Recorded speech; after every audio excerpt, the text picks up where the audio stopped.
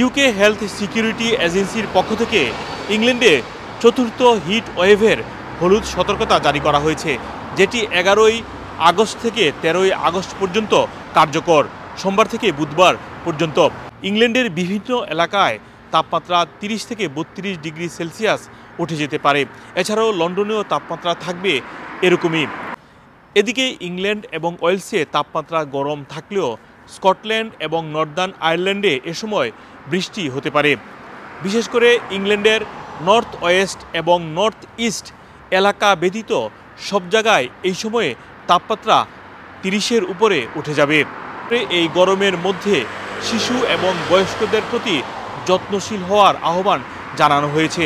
এছাড়াও এই গরমে যারা ঘর থেকে বের হবেন তাদেরকে সাথে করে পানি এবং ছাতা নিয়ে বের হওয়ার পরামর্শ দিয়েছে UK health security agency. Mohammad Abdul Hannan, 2A news, যুক্তরাজ্য।